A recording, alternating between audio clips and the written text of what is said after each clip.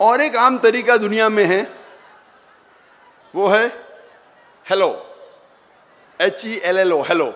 और आप डिक्शनरी खोलेंगे, हेलो की क्या मानिए, वहां लिखा गया है ऑक्सफोर्ड डिक्शनरी में, hello means an informal way of greeting.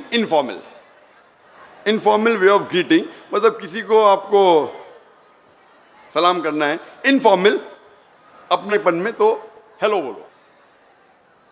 ये अंग्रेजी लफ्ज हेलो आया कैसे?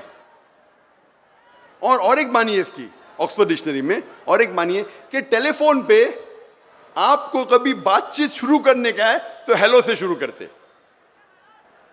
अब टेलीफोन पे जब बातचीत करते हेलो हेलो,